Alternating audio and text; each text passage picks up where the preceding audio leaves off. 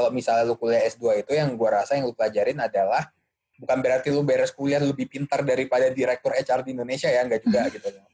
Enggak, bahkan Itu nekat sih. Ya itu jam makan. Judgement kayak gitu nekat sih.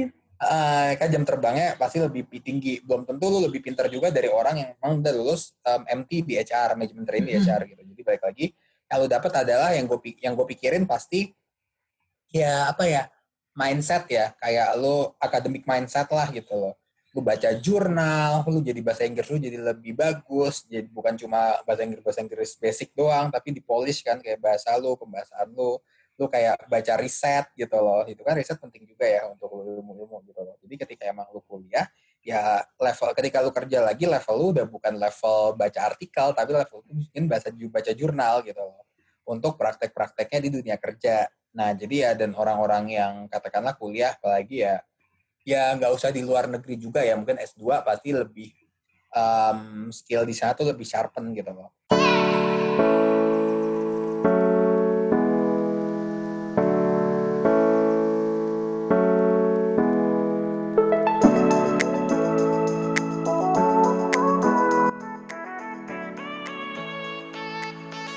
Halo teman Rita, bersama Ika di sini. Di sesi cerita muda kali ini kita kedatangan seorang tamu nih, teman Rita sendiri. Namanya Helmi. Boleh Hel diceritakan profilnya seperti apa? Oke, thank you Ika. Halo teman-teman. Jadi kalau diceritain profil ya, saya cuma seseorang ya, nggak terlalu spesial. Jadi mungkin kalau misalnya cerita profil, biasanya orang kan dari kampus ya, dari ketika lulus. Jadi gue itu pertama kuliah itu di Unpad ngambil komunikasi.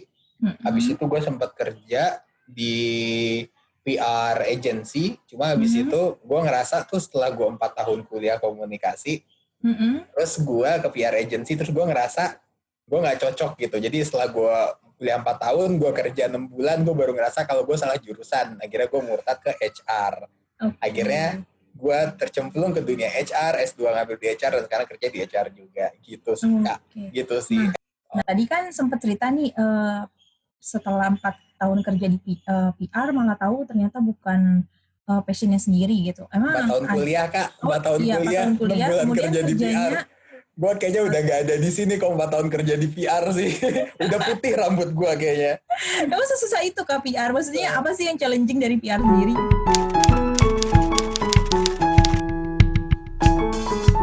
Sebenarnya passionnya nggak cocok. Kalau di PR itu kan modelnya ya lu menjadi brand ambassador kan, lu untuk dari perusahaan tersebut gitu, lu jadi PR-nya, terus lu menghubungkan ke stakeholder dari perusahaan tersebut gitu loh, kayak lu jadi mukanya ketika ke media, ketika ke publik, ketika ke stakeholder lain juga, ke perusahaan lain gitu loh. Ya lu bayangin aja model gua nih, gua WFH, rambut gua udah segini, nggak dicukur, kumisan, jenggotan dibiarkan panjang, terus gue menjadi muka perusahaan, gue mau kayak apa jadi kayak ini gua. Ya. Tapi kan kalau seandainya sekarang berkutat di HR juga sama dong. HR kan juga sama seperti kayak kita tuh ikonnya perusahaan kan, secara untuk ke internal perusahaan sendiri sebenarnya kan. Nah, cuma karena internal juga ya, jadi yang lihat ya mereka lagi ya masih nggak apa-apa lah gitu loh. Ya cuma kalau ketika emang lu ngerekrut orang ketika interview ya kan lu front end ya katakanlah, ketika di rekruter ya lu tetap harus rapi sih. Cuma kemarin gue beberapa kali sih di beberapa perusahaan gue tuh masih lebih kayak santai lah gitu. Tapi sekarang gue kerja di startup juga ya. Jadi kayak ya nggak harus benar-benar rapi banget, yang penting ya udah, yang penting ya. Jadi ya menyesuaikan kaos. pada kesempatan tertentu ya. Ya yang penting sopan gitu kan. Oke. Nah kalau gitu kan akhirnya kan udah berkecimpung nih di HR ya. Tapi sebelum masuk HR sendiri kan berarti masih minim dong sama pengalamannya di HR. Nah kalau dari profil yang sebelumnya kan sebenarnya kalau kita lihat ya nama lu sendiri di sosial media gitu kan, kita bisa lihat nih pernah kuliah di Hungaria gitu.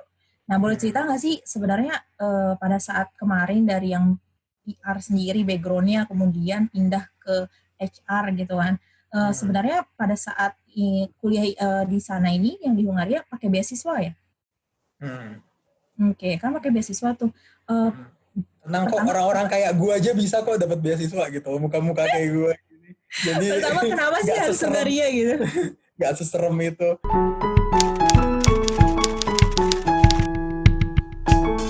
Oke, kenapa Hungaria adalah sebenarnya gue nggak punya alasan yang benar-benar keren banget ya. Kayak misalnya teman gue, wah gue udah 10 kali, gue 20 kali ditolak beasiswa, tapi gue nggak menyerah dan gue tetap jalan tetap berusaha mengejar beasiswa dan gue dapet. Wih ya temen gue kayak gitu. Kalau gue sih sebenarnya nggak terlalu inspiring banget ya. Ketika gue lagi kerja, damai-damai gue udah kerja di HR kan, cuma waktu itu masih di rekrutmen. Gue pernah di headhunter, apa ya namanya, rekrutmen konsultan ya, rekrutmen agency di headhunter. Habis itu gue sempat usaha dulu, gue bikin usaha burger, gue bikin burger sendiri. Ya itu udah jadi, burgernya udah lumayan banyak, lumayan ramai, udah dikirim kemana-mana ke beberapa perusahaan bahkan. Terus habis itu gue balik lagi kerja sambil ngurusin burger ini. Terus temen gue ngajakin, bro, ini ada beasiswa nih kayak gini. Gue emang sih dari awal tuh pokoknya gue pengen S2 karena gue S1 itu kan komunikasi, terus gue kerja di HR kan, jadi ya gue pengen belajar yang 4 tahun yang gue terbuang percuma, ya nggak percuma juga ya, sorry alma mater kampus gue namanya Unpad. Jadi supaya nggak terbuang percuma juga tahun-tahun gue di Unpad, ya akhirnya ya gue pengen nih, ya sebenarnya adalah dikit yang bisa diambil dikit-dikit. Nah jadi habis itu gue pengen kuliah lagi belajar di bidang HR ini, karena kan sekarang gue lebih ke praktis ya, dan gue tipe orang yang menganut teori itu penting menurut gue. Oke, jadi paling nggak harus tahu basicnya dulu gitu ya. Benar, jadi ya seenggaknya walaupun gue udah berangkat, udah terlanjur murtad ya di HR, terus ya gue masuk ketika gue belajar teorinya lagi itu bakal di-amplify lebih besar lagi gitu sih Kak, gitu sih teman-teman. Nah jadi makanya gue benar-benar pengen, cuma ya karena model-model gue mager-mager gini ya udah, ya gue nyari-nyari IELTS juga. Sempat ke Pare ketemu Ika juga gitu loh. Gue ke Pare cuma 2 minggu karena waktu itu kepotong puasa ya Kak. Lebaran, kepotong lebaran. 2 minggu doang, gue selesai dari Pare, bukan harusnya gue, ini agak kemana-mana ceritanya nggak apa ya. Iya. Jadi harusnya gue dari Pare itu langsung tes IELTS ya, karena kan tadi gue ngerasa IELTS gue ya kurang lah. Gue tes waktu pas masih kerja gue tes 6, terus gue ya minimal kan biasanya 6,5 7 gitu. Iya benar. Ya udah akhirnya harusnya gue balik dari Paris sama 2 minggu gue tes IELTS, tapi gue mau bikin burger. Nah emang random banget dah hidup gue. Gue bikin burger, jalan. Habis itu waktunya lumayan ya. Iya makanya itu kan gue sempat resign juga kan dari kantor sebelumnya demi yang gue ke Pare ini ya, buat ningkatin IELTS lah. Nah habis itu setelah itu ya gue terlena nih, mau bikin burger, udah mulai banyak orangnya segala macam, udah mulai punya karyawan kan, ada 4 karyawan waktu itu. Temen gue ngajakin kan, ada nih Bud, gue panggil Bud kan, Bud ada nih beasiswa kayak gini, gampang ke Hungari. Oh iya, tapi kan gue belum tes IELTS kan, waktu itu IELTS gue masih 6, bisa kok, bisa. Jadi nah kalau Hungari itu IELTS-nya itu disesuaikan sama kampusnya. Kalau dari beasiswanya minimal itu 6. Dari beasiswa itu minimal 6 atau bahkan ada 5,5 kalau dari beasiswanya ya. Jadi tergantung kampusnya. Kampus-kampusnya emang nggak terlalu gede banget, itu bahkan ada yang nerima 5,5. Cuma ya gue nggak tahu itu, gue taunya dari beasiswanya bisa pakai ini, gue pakai ALS gue, itu gue daftar aja dong. Gue daftar.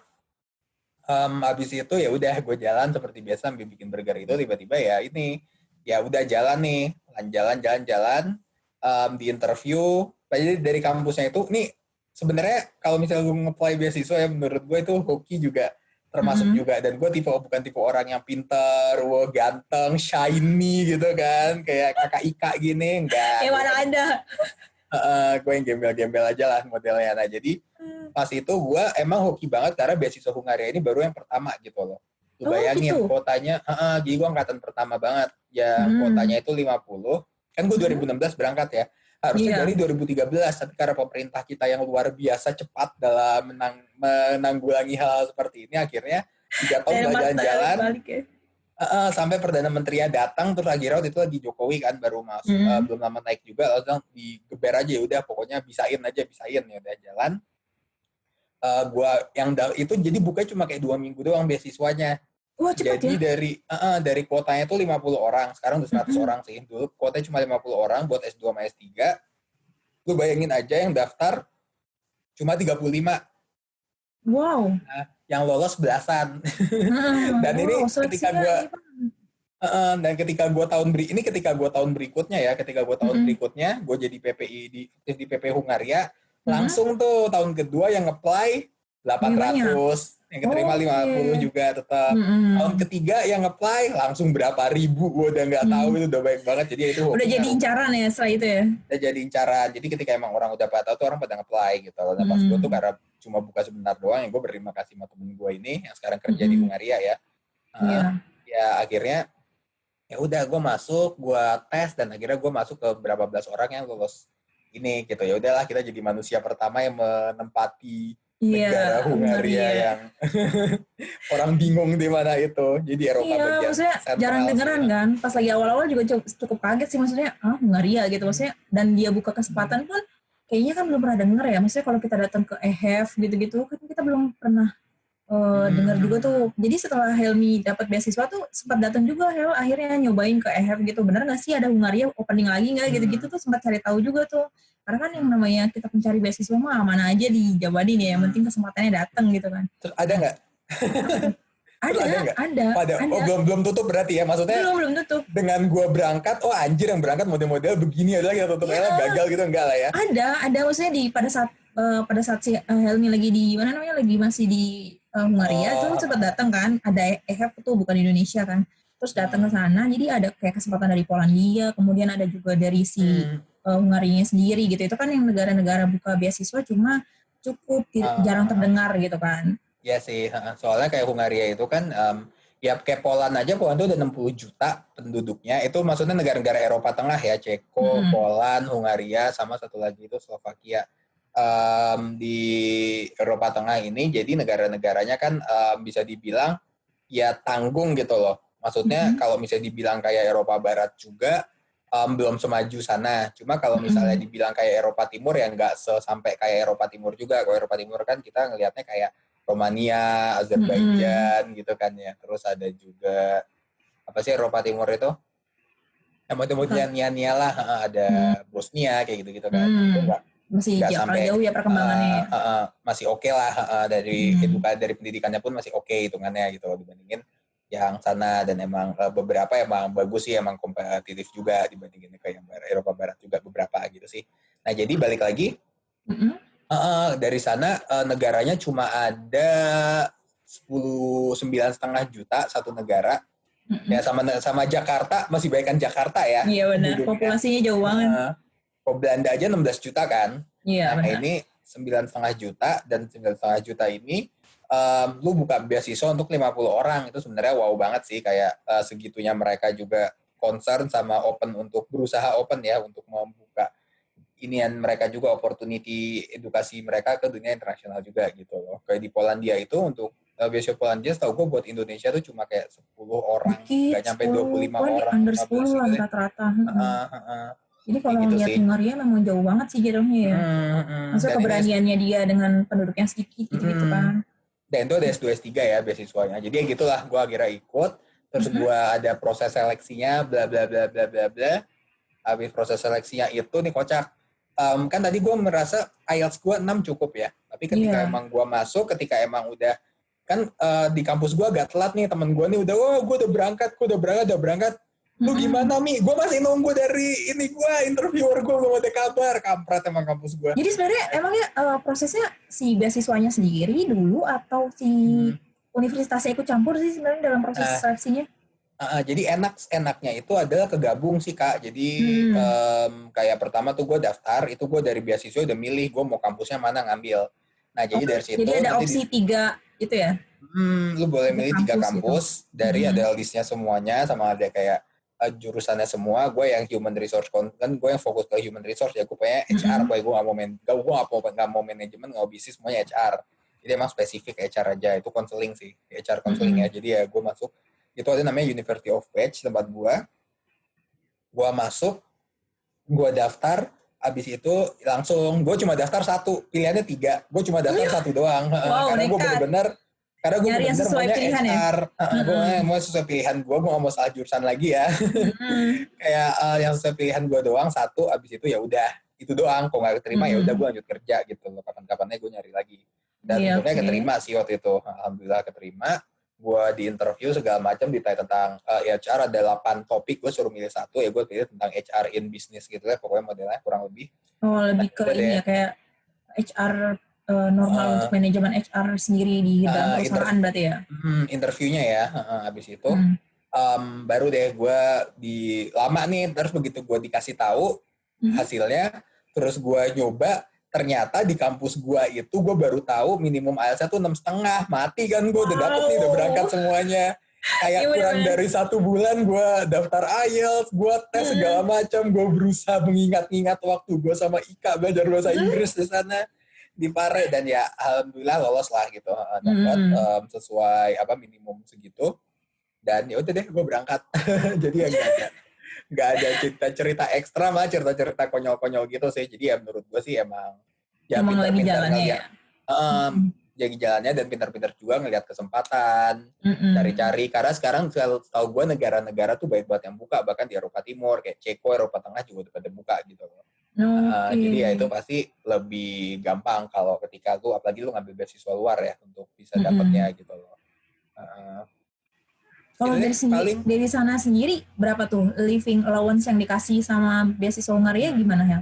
Secara pendapatannya kemudian sama biaya hidupnya sendiri gimana? Pas cukupnya gimana?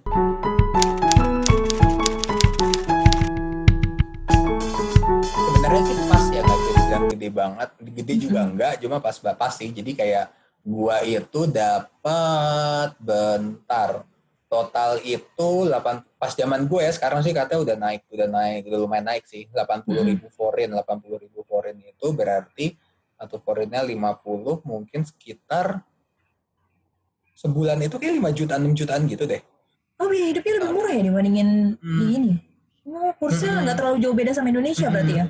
Nggak terlalu jauh beda. Malah itu kayaknya. Iya sih, jadi emang Hungaria tuh Hungaria sama Poland ya, Hungaria sama Poland tuh kalau misalnya di Eropa emang terkenal murah gitu ya. Dan apalagi Poland lebih murah lagi. Jadi ya kayak gue beli ayam aja katakanlah, ayam 1 kilo gue beli, mungkin gue rupiahin aja biar gampang ya, itu harga 15.000. 15.000 1 kilo. Jadi kayak ya gampang lah hidupnya.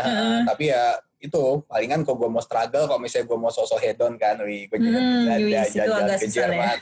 Ya itu harus nabung dulu gitu. Bisa sih. Bisa pasti bisa lah kalau sesama di Eropa mah.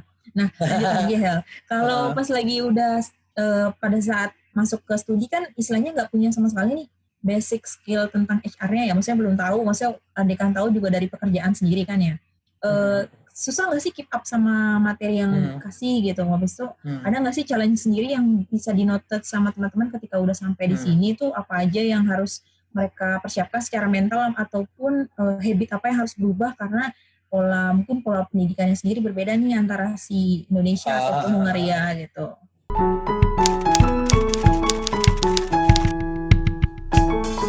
Palingan yang benar-benar notabene banget itu perbedaannya adalah baca sih. Jadi kalau misalnya gue emang mau kuliah ya, gue nggak tahu ya negara-negara lain, cuma setahu gue sih kalau Hungaria itu kan negara EU lah ya, negara EU itu kan udah terstandar ya kayak model pendidikannya, setahu gue ya, karena kan gue ada fakultas, salah satu materi gue juga, salah satu pelajaran gue juga ada tentang edukasi gitu, itu udah terstandar. Di model EU itu ya lu bener-bener harus baca, harus banyak banget kayak baca jurnal, baca paper, itu ya harus lu biasain banget, lagi bahasa Inggris semua kan gitu. Jadi ya kalau misalnya kita di Indonesia kan modelnya kayak lu ya kuliah itu ya lu presentasi, dikasih sama dosen lu, ini kayak gini, kuliahnya kayak gini. Ya gue nggak tahu ya kalau S2 S3, gue nggak pernah S2 S3 di Indonesia. Cuma kalau S1 gue refer back kan ya, yang penting lu dikasih kuliah seperti ini, lu catat segala macam, lu kasih bahannya, lu baca dari bahan itu gitu. Cuma ini bener-bener kayak jeng list jurnalnya. Oke, begini. Ya, dan lu ntar baca ini ya, jebret, mampus. Nah, cuma ya balik lagi itu sebenarnya awal-awal mungkin agak struggle, apalagi awal-awal lu pasti kayak, gue baru kuliah nih di luar negeri, gue pengen hangout bareng temen-temen bule gue, sok-sokan kan awal-awal kan. Cuma harus jaga ini juga sih. Ya oke, sosial tuh penting sih, dunia sosial tuh penting. Cuma ya harus ngikutin. Tahu menempatkan diri ya. Pilih gitu. Tapi benar, tapi lu jangan kuliah doang gitu loh, sayang juga. Masa kayak gue sekarang beberapa masih ya, kayak gue ikut ada winter school, terus gue ada ikut kayak ada model exchange gitu ya. Udah gue sampai sekarang ada grup yang dari winter school gue, salah satu itu masih aktif tuh, bener orang dari satu dunia semua sih, ada semua gitu. Gitu-gitu sih. Cuma ya balik lagi ke pertanyaannya, ketika emang mau keep up, kayaknya sih baca sih ya, sama lu belajar masak kayak gitu-gitu ya. Itu sebenarnya lu bisa sendiri deh model-model kayak gue ya, kayak kita kan biasanya di Indonesia gitu, lu ngekos ya udah yang penting ada warteg iya benar, sesimpel gitu kan. Mungkin gitu kan. Ya ini lu nggak mungkin lu kalau misalnya ke warteg lu miskin, lu mau biasa segede apa, lu mau makan di luar, kalau makannya di luar terus nggak masak miskin lu. Nah gitu, lu mau anak menteri juga. Nah itu jadi ya emang harus belajar masak sih ya, nggak usah belajar, gue berangkat juga nggak tahu masak apa-apa, ujung-ujungnya gue bisa kok masak gitu loh. Ya daripada lu mati bisa gitu ya. Selama yang penting tetap sehat 5 sempurnanya dapet aja ya, yang penting makan ya kan. Ya, nah terus lu punya teman namanya YouTube, terus gimana? Nah lanjut lagi, kan tadi udah pas lagi ini programnya ada tesisnya gitu atau modelnya coursework? Tesis ada, jadi ya itu juga sih salah satunya kalau yang setahu gue ya. Model-modelnya kalau di Eropa tuh ada yang tesis, terus ada juga yang kayak kuliah kerja praktek itu kan ya, nggak perlu tesis gitu. Apalagi kalau S1 tuh banyak yang undergraduate tesis ya, kayak skripsinya S1 itu. Undergraduate tesisnya itu diganti sama praktek kerja. Jadi mungkin kita ada bukan kakak, kayak job training gitu lah pas S1. Kayak internship gitu ya? Itu biasanya dari sana mereka bikin reportnya. Kalau Helmi pilih apa kemarin? Yang programnya apa? Pakai tesis. Kalau di gue emang akademik kan, jadi kalau misalnya kuliah di Eropa ya, lu benar-benar ada yang fokus kuliahnya itu modelnya pendidikannya ada yang akademik, ada yang lebih ke research, ada yang lebih ke praktek gitu. Katakanlah lu kalau di Jerman ada beberapa nih, salah satu contoh aja, di Jerman ada kampus yang mana ketika lu kuliah event master itu lu 3 hari di kampus, enggak 2 hari di kampus, 3 hari di kantor, kuliahnya kayak gitu. Jadi emang beda-beda tipenya, tergantung lu mau beratnya kemana. Dan kalau di Hungaria itu lebih ke teori sama ya research gitu. Iya. Kalau jurusan gua ya karena jurusan sosial juga, itu lebih ke banyak akademik lah. Jadi ya tesis makanya. Kalau kemarin Helmi ngangkat topik tentang apa? Kalau gue ngangkat topik tentang linguistic discrimination, jadi diskriminasi bahasa gitu sih di Hungaria. Oh, di dalam dunia kerjanya, dalam pekerjaan sehari-hari. Dalam dunia kerja, itu yang membuat kuliah gue extend ya. Kalau di Hungaria itu enaknya ini sih, lu kuliah lu boleh extend, jadi kayak dikasih kesempatan. Saya kuliah 2 tahun nih untuk master ya, beberapa master ya ada yang tahun juga, mostly 2 tahun itu lu bisa perpanjang 1 tahun 2 semester, dan itu tetap dibiayain sama beasiswanya. Wow, enak ya. Perpanjang dong, gua dong gitu, kapan lagi gitu. Cuma gua awalnya emang niatnya emang pengen kerja di sana. Katakanlah gua sebagai HR ya bakal insightful banget kalau misalnya gua kerja di sana kan gitu. Ya, jadi kayak punya pembandingan gitu ya. Siapa tau ya nyangkut bule gitu kan. Cuma ternyata enggak. Kemarin kita udah gagal tuh. Maksudnya kan sekarang posisi di Indonesia nih, ada cerita-cerita sendiri nggak sih susah dukanya cari kerja di luar negeri itu seperti apa sih?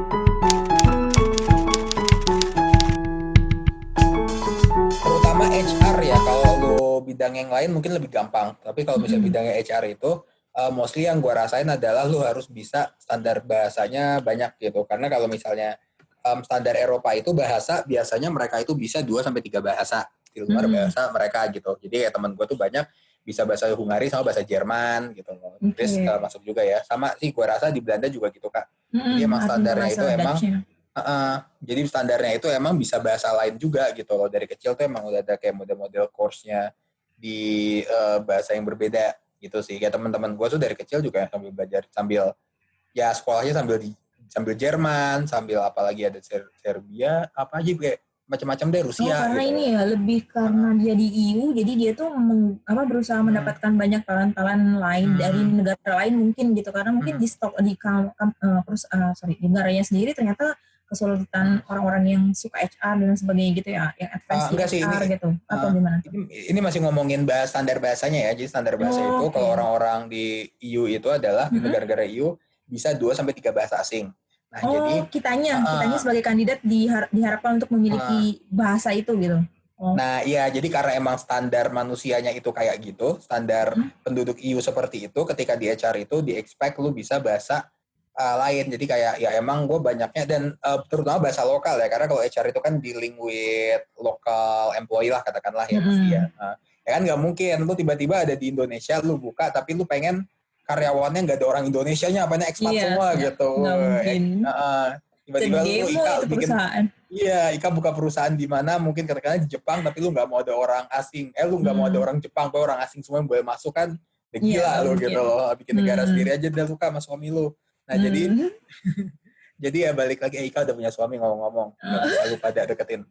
Nah, jadi balik lagi ekspektasinya seperti itu. Jadi kebanyakan nih gue kayak ketika gue diproses di Jerman nih kemarin ada di email gue sama HR director langsung, help me, we need somebody who could speak German and understand German local labor regulation gitu loh. Dia bilang ke gue, dia email kayak gitu. Dan lu bisa nggak? Kok bisa, kita mau proses lebih lanjut nih gitu loh. Ya gue bilang gue nggak bisa gitu loh. Ya makanya gue bohong gitu kan. Bisa bos ya, nggak bisa lah. Tertawan kan. Terjebak kayak gitu ya. Terjebak pada saat interview gitu. Di Hungari juga beberapa gue udah kayak katakanlah ada dilihat recruiter-nya tanya kayak gitu, cuma gue mati situ nggak jago bahasa Hungari. Sebenarnya gue bisa tapi ya masih apa ya? Gue masih kayak level A1-nya gitu ya? Iya, karena gue seminggu sekali doang kan kemarin kursus bahasa Hungari. Sebenarnya sih lu kalau misalnya di Hungari tuh bisa lu sebelum kuliah lu mau setahun dulu ada beasiswanya untuk belajar bahasa Hungari. Cuma gue soalnya ngambil itu kemarin. Iya, karena kalau ngambil kesempatannya pengen cepat-cepat berangkat kan kalau kemarin prioritasnya ya kelihatan sih dari yang tiba-tiba dapat rezeki gitu langsung diambil terus gitu kan. Ya, gue ngambil bahasa Inggris. Nah, jadi abis itu kembali lagi kalau HR itu kebanyakan lo emang di expect untuk bisa bahasa lokal atau at least bahasa lain lah gitu loh. Nah itu jadi gue kayak mentoknya di sana. Teman-teman gue sih ada beberapa kayak terutama untuk sales, untuk customer care itu bisa bahasa Inggris aja. Beberapa teman gue sih finance gitu. Mostly teman gue yang lanjut kerja di sana adalah kerjanya di finance, di sales, di ya admin atau enggak di customer care gitu, itu bisa sih. Nah kemarin gue juga beberapa ditawarin kayak udah kayak gitu, kita mau nawarin kamu di customer service mau nggak gitu, waktu itu di perusahaan Jerman. Tapi karena gitu. beda sama passion lagi ya, pengen ya kan, fokus di HR-nya. Hidup gue bingung ini kak, nanti kak gimana lu kuliah pengen HR tiba-tiba gue kuliah jadi customer care gitu kan. Iya. Jadinya nggak lagi. Pengalaman juga jadinya ya kan. Ya jadi ya gue sebenarnya kemarin perpanjang tesis ya karena tesis gue belum beres, gue sambil nyari-nyari juga dan ya udah akhirnya gue tambah 1 semester habis itu gue pulang gitu. Ya udah gue balik ke HR lagi setelah pulang. Gitu. Nah pas lagi sekarang nih posisinya kan sekarang udah tahu ya HR itu seperti apa ternyata secara teoritisnya gitu. Pas lagi balik lagi di Indonesia, masuk kan di pekerjaan HR sendiri, apa sih dari keseluruhan HR kan cukup luas ya secara teorinya, ada yang masalah pengembangan karir, kemudian ada juga yang tentang pengembangan kompetensi pegawai, terus ada juga tentang pembentukan organisasi yang ideal untuk perusahaan dan employee-nya sendiri gitu. Kalau Helmi sendiri lebih suka tentang HR tentang apa nih?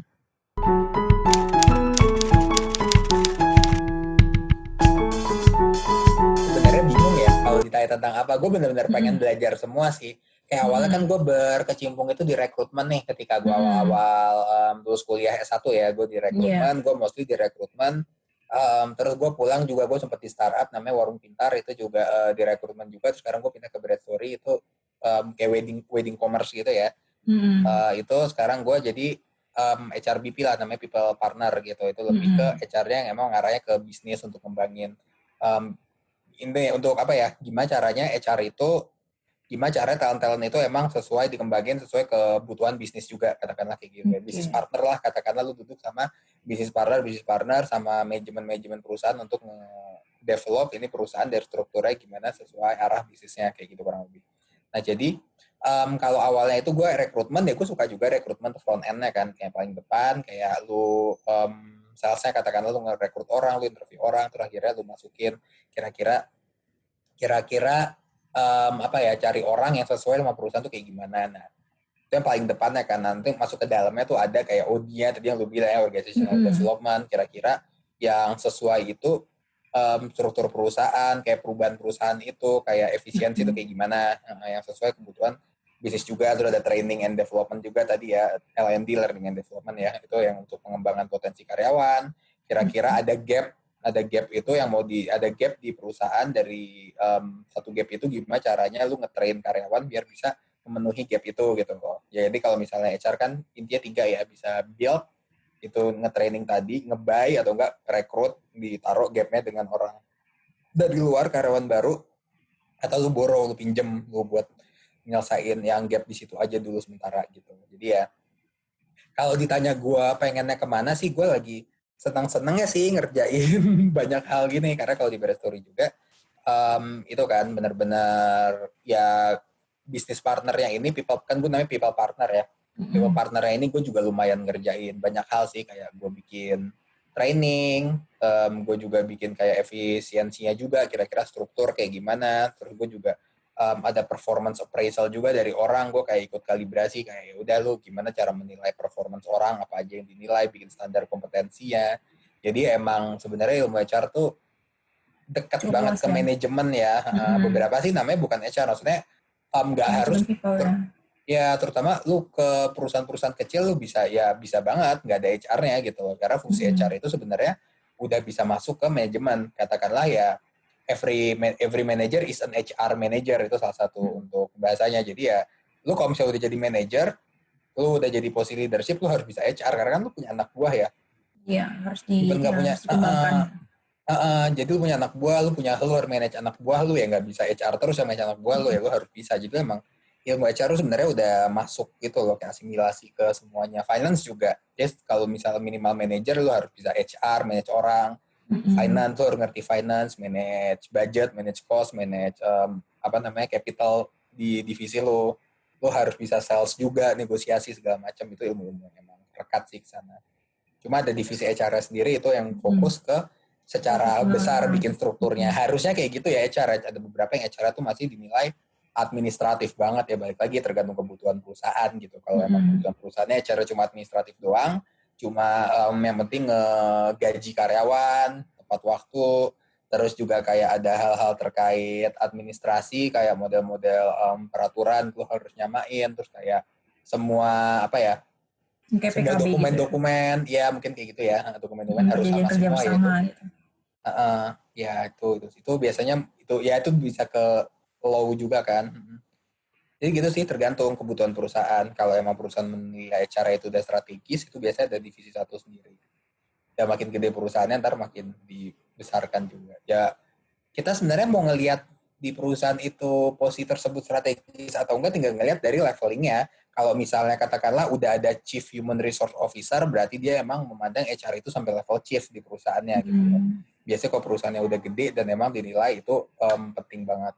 Bisa aja HR itu di bawah finance atau di bawah finance, ada juga yang kayak gitu. Jadi ya nanti HR cuma sampai Tergantung level strukturnya manager, kan ya, dilihat dari sana ya. tergantung struktur dan tergantung fokusnya juga, dan tergantung kayak itu perusahaan mau HR-nya itu sampai mana sih gitu. Berkembangnya gitu ya. Ya. Nah, kalau dari ini Hel, pas lagi kan tadi kan udah pernah nih cerita kalau dari S1 tuh sebenarnya udah masuk berkecimpung di HR walaupun dalam sisi rekrutmennya. Kalau yang sekarang kan setelah lulus lebih luas lagi ya cakupannya ya, nggak cuma satu sisi doang nih di HR-nya sendiri. Sebenarnya S2 itu ngebantu seperti apa sih di pekerjaan sehari-harinya?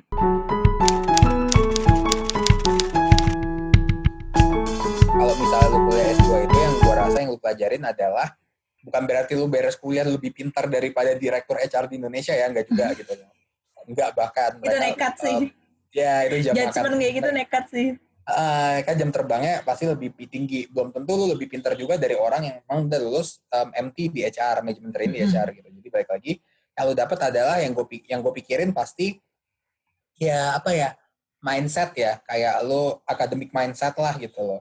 Lu baca jurnal, lu jadi bahasa Inggris lu jadi lebih bagus, jadi bukan cuma bahasa Inggris basic doang, tapi dipolish kan kayak bahasa lu, pembahasan lu kayak baca riset gitu loh. Itu kan riset penting juga ya untuk ilmu-ilmu gitu loh. Jadi ketika emang lu kuliah, ya ketika lu kerja lagi, level lu udah bukan level baca artikel, tapi level lu mungkin baca jurnal gitu loh. Untuk praktek-prakteknya di dunia kerja. Nah, jadi ya, dan orang-orang yang katakanlah kuliah apalagi ya nggak usah di luar negeri juga ya, mungkin S2 pasti lebih skill di sana tuh lebih sharpen gitu loh. Di bidang-bidang itu. Jadi ya bukan cuma kayak nurut aja, terus kayak critical thinkingnya lu karena biasa, apalagi lu kuliah di luar negeri, kalau yang gue rasa ya kayak ya lu udah survival mode lu udah jalan banget lah kuliah di luar negeri gitu Main kan. logikanya juga beda loh sini. Ketika salah tuh logikanya benar-benar dituntut untuk jalan gitu. Kok bisa kayak gitu desainnya? Kok bisa tuh nggak pernah berakhir ya nggak sih? Ya, kalau di kuliah apalagi ya, mungkin ya gue itu sejujurnya kalau misalnya untuk standar akademik gue nggak bisa ngebandingin kalau di luar negeri itu pasti lebih bagus dari di Indonesia. Mungkin nggak juga gitu, tergantung ya. Balik lagi, tergantung di mana dan tergantung apa yang lu pelajarin. Cuma ya, yang jelas yang gue rasain kemarin juga kayak gitu ya, logiknya, critical thinkingnya lu benar-benar dianalisis, diasah banget gitu, benar-benar diasah banget. Kenapa seperti itu dan kalau yang gue rasain kemarin kuliah S2 adalah ya fundamental tuh bener dikuatin. Ya lu bayangin aja gue kuliah S2 itu ada mata kuliah namanya research method and presentation skill. Diajarin gimana cara presentasi, lu bayangin gitu loh. Presentasi itu kayak gimana yang bagus, seperti apa supaya lu berkomunikasi dengan baik dan supaya orang itu tahu kayak seberapa banyak slide lu yang harus lu gunain sampai sedetil itu. Jadi emang fundamental itu benar-benar diajarin banget gitu. Lu logikanya kayak gini dari mana? Jadi nggak ngikut-ngikut aja, dikasih ilmu kayak gini ya udah lu nurut aja. Nah, itu yang dapat sih menurut gua. Menurut gua ya. Jadi emang basic dan fundamental kind of way of thinkingnya tuh lu benar-benar diajarin dan tuh ketika dibawa ke dunia kerja itu bakal efek gitu. Nah, kalau lu gimana nih setelah udah dari yang satunya tuh sekarang udah S2-nya sendiri di karir lu di perusahaan sendiri gimana?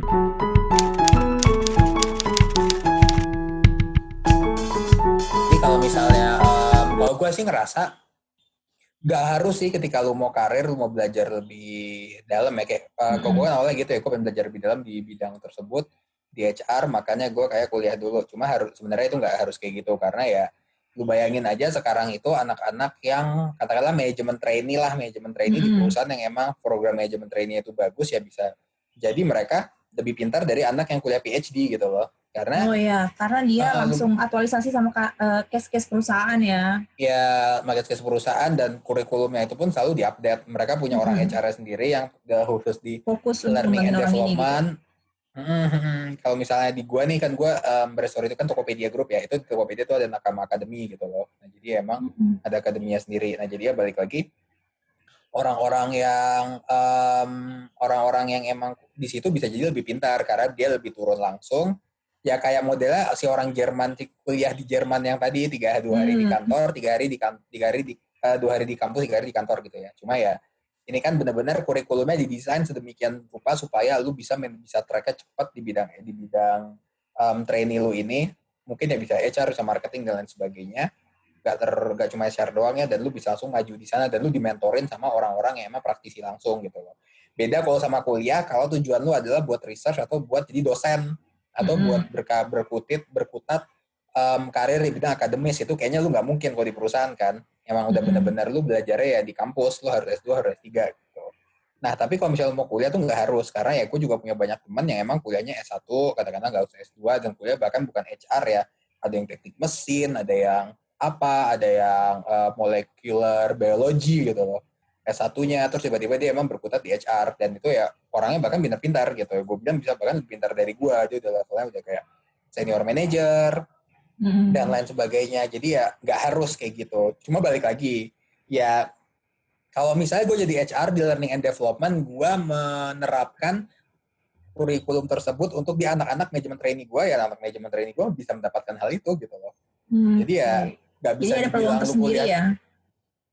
Nggak bisa dibilang lu kuliah di luar negeri ya lu pasti lebih bagus daripada orang di dalam. Ya balik lagi sekarang itu kalau misalnya tujuan lu untuk kerja praktek ya itu bisa aja lu dapatkan di kantor lu gitu loh. Jadi mungkin itu sih mindset yang harus agak diubah. Nggak semua orang yang lu ngerasa kalau lu kuliah terutama lu kuliah di luar negeri gitu loh, kampusnya bagus tuh bakal benar-benar outstanding, dazzling banget. Cuma yang bisa gue tekankan tadi dari ilmu, dari spesifik expertise ya, tapi kalau dari yang gue dapat, yang gue rasakan dari sisi critical thinking kayak tadi ya, basic thinkingnya kayak gitu loh. Nah, itu sudah dapat jadinya ya terasah ya, terutama survival skill sih ya. Lu beda lah kalau misalnya lu bener-bener kuliah di luar walaupun lu pakai duit sendiri ya lu mahal gitu loh. Benar tetap harus pintar polanya gitu juga ya. Itu bakal dapet sih, dan ketika lu ke kantor ya ada survival skillnya gitu loh. Lu ada hal yang lu masuk ke divisi baru, lu masuk ke teman-teman baru, lu ada metode baru, lu kalau misalnya aktif di luar negeri ya organisasi katakanlah atau enggak kayak klub-klub atau apapun itu ya udah lu jadi bisa lebih mingle di sana lah. Oke. Itu sih Kalau I think. kalau setelah dari semua perjalanan nih Hel gitu, ada target apa sih habis ini gitu? Maksudnya setelah udah terjun di HR gitu, sebenarnya masih ada pengembangan diri yang masih diharapin nggak sama Hel ini sendiri buat dirinya sendiri gitu? Oke.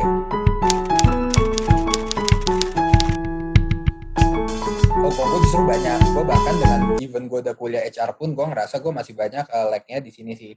Kayak di learning and development, di area HR ya, learning and development, di career planning, segala macam. Ya gue tahu nih teori-teori, mungkin teori ya, kayak misalnya karir kayak lu dari kecil aja harusnya kalau misalnya emang lu benar-benar ada sistem karir yang bagus, lu udah ada kayak cara-cara mendeteksi karir dari anak kecil, kayak mereka itu lebih ke pinpointnya ke arah mana, katakanlah dengan lu ya adalah teori-teori jadi misalnya lu Kayak ini ya, kompetensi basicnya tuh dia kapal lebih cocok kemana gitu ya?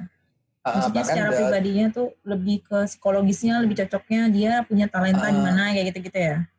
bahkan dari sebelum itu tuh ada dari preferensi kayak sepele lu ada naik kapal tiba-tiba kapalnya karam ada 20 profesi di sana, profesi mana yang bakal lu selamatin 5 orang dan lu bagaimana bikin profesi itu untuk bisa survive di pulau tersebut. Itu bisa, itu salah satu teori karir ada kayak gitu juga gitu loh. Jadi emang ya cara nilainya dan kayak gitu-gitu mungkin basicnya tadi gue bilang gue tahu ya, cuma ketika emang gue suruh bikin kayak karir planning untuk di perusahaan yang emang 5.000 atau udah 10.000 karyawannya ya lu nggak bisa dari kuliah doang, lu benar-benar Cukup harus belajar challenging ya. dari pro-nya, lu harus belajar dari pro-nya dan banyak hal-hal di situ yang gue emang masih lag gitu loh. Jadi ya kalau ya lu tanya gue mau ngapain ya gue pengen benar-benar belajar semua itu sih, gue benar-benar pengen nguasain di HR itu kayak beberapa partnya, terutama mungkin di performance development plan ya, sama di career planning itu gue benar-benar pengen abisin banget belajar di sana sih Kak gitu.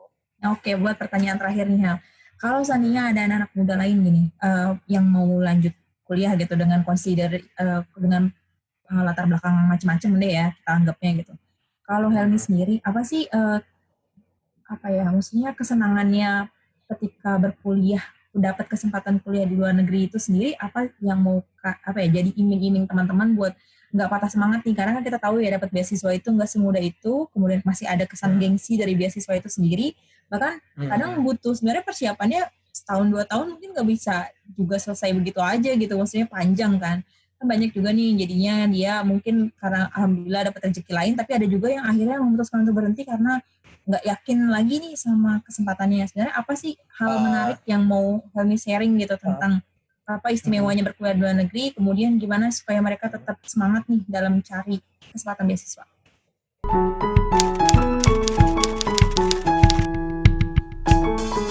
Oke, jadi untuk ke kuliah di luar negeri ini ya, kalau menurut gua sih ya banyak banget hal dapetin. Jadi sebenarnya gue yakin sih buat Ika juga dan buat teman-teman gue mungkin kuliah di luar negeri kayak yang lu targetin, yang lu plan itu adalah enggak, yang lu plan itu ternyata lu dapatnya lebih dari itu gitu loh. Jadi sebenarnya lu plan misalnya lu kayak Ika pengen dapet cowok bule gitu misalnya, lu nggak dapat gitu, tapi dia ternyata dapat lebih dari itu. Itu banyak hal-hal yang di luar apa ya, di luar nalar kita yang lu bakal dapet sih. Jadi ya kayak something we don't know that we don't know. Ketika lu emang masuk ke lingkungan yang emang baru banget, ketika lu masuk ke sesuatu yang emang challenging banget, dan emang lu katakanlah lu kuliah di beda negara, dengan beda kurikulum, dengan segala hal yang berbeda, itu pasti ada banyak hal-hal yang lu emang gak expect lu dapat gitu. Yang gue bilang tadi, yang blind spot lu, yang yaitu adalah something you don't know that you don't know, bukan something you know that you don't know gitu. Misalnya kayak gue nih, gue tahu kalau gue kurang di career planning gitu loh. Ya udah gue tahu apa yang gue kurang, dan gue tahu harus kemana. Cuma ketika gue kuliah di sana kayak oh ternyata tuh ada yang namanya ini, oh ternyata tuh ada yang namanya mungkin apalagi orang yang mau bisnis ya pasti lu baik banget nemuin peluang deh. Oh ternyata tuh kalau di luar itu ada namanya makanan gyros gitu loh. Gyros itu kayak kebab tapi modelnya kayak dari Yunani gitu deh, dari Greece itu ya. Mangkok kok ada namanya kayak gini. Oh ternyata makanan tuh bisa kayak gini. Oh lu tahu nggak sih ternyata kalau misalnya ayam itu di sana itu lu cuma butuh waktu 30 hari dari ayam itu lahir sampai ayam itu dipotong, makanya harga ayam murah-murah gitu loh. Itu hal-hal yang lu sama sekali nggak tahu gitu loh, dan lu bakal dapet di sana. Dan ketika lu tahu itu tiba-tiba pengen bikin bisnis ayam ya bisa aja, karena itu nutrisinya udah bagus banget, nutrisinya kayak persilangan genetiknya bagus banget supaya ayam itu bisa kayak cepat dipotong, jadi kayak Kayaknya cost-nya itu rendah. kejadian hanya di EU sama US doang deh yang punya standar cukup tinggi gitu loh, Hel, masalah kualitas makanan gitu ya nggak sih? Enggak, di Hungari pun juga itu kok, bahkan ayam memang industri potong ayamnya emang Masih kayak gitu, bagus. jadi breedingnya jadi kayak ya emang benar-benar 30 hari. Ini gue juga tahu dari temen gue emang kuliah peternakan gitu loh di sana. Nah jadi ya balik lagi, banyak banget hal-hal yang lu nggak tahu, yang lu emang nggak expect lu bakal dapet. Dan ya lu sekarang ketika lu misalnya masih galau nih, lu pengen mencari jati diri ya. Iya. Ketika lu step out of your comfort zone ya, itu lu bener-bener bakal ngerasa banget banyak hal yang lu emang nggak tahu dan lu bakal dapat gitu. Kayak katakanlah tadi logika berpikir lah ya, nggak ada yang gue yakin nggak ada anak-anak yang mau nyari beasiswa expect mereka bisa dapat logika berpikir standar dari sana ya. Itu hal yang jadi blind spot kita gitu. Iya, itu jadi kayak naluriah dapat, tapi kita nggak sadar kalau sebenarnya kita dapetin itu ya dari kuliah di luar negeri gitu. Ya, mungkin ada beberapa hal juga kayak yang menurut gue biasa aja, menurut orang tuh wah banget, tapi ya itu bakal masuk ke blind spot lo tadi yang kayak kuadran 4 lah ya, kalau Johari Window psikologi ya. Nah, jadi kayak something you don't know that you don't know. Gitu sih. Berarti sejauh ini kesan-kesannya untuk kuliah di Hungaria sendiri seru banget ya berarti ya. Masih pengen balik kira-kira? Kalau ada kesempatan pengen balik nggak kira-kira? Pengen balik tergantung sih ya. Kayaknya enggak deh. Kalau pengen balik mungkin kalau misalnya kerja di bidang HR ya mungkin gue mau sih. Cuma sekarang gue kayak pengen fokus di sini dulu. Gitu. Ya nggak tahu lah. Dan kalau balik kayak gue juga gak mau ke Hungari lagi. Kayak gue pengen coba. Ya lebih netral ya secara bahasa gitu ya? Enggak juga sih. Gue pengen coba sesuatu yang emang lebih beda lagi gitu. Karena ke Hungari gue udah tahu nih. Beberapa hal gue udah banyak yang tahu. Jadi ya itu. Ketika lu keluar dari comfort zone lu, sesuatu yang lu emang gak tahu, lu bakal dapat. Katakanlah gue dari Hungari selesai, tiba-tiba gue ke ini misalnya ke Pantai Gading gitu. Itu kan Pantai Gading udah bener sesuatu yang ya out of nowhere banget, yang di luar nalar gue gitu. Itu gue bakal mendapatkan yang tadi di kuadran 4 tadi blind spot gue bakal dapat banyak banget sih gitu. Oke, siap. Oke deh teman Greta, sampai di sini dulu sesinya sama Helmi. Nah, seperti yang kita tahu tadi banyak nih sharing-sharing yang udah dilakukan sama Helmi terkait masalah beasiswa sendiri. Nah, dan begitu pula dengan pekerjaannya dia sendiri setelah dia menyelesaikan beasiswanya dan studinya. Nah, buat teman-teman yang punya pertanyaan dan selain sebagainya bisa chat di bawah. Kemudian sampai jumpa di episode cerita muda lainnya. Sampai jumpa.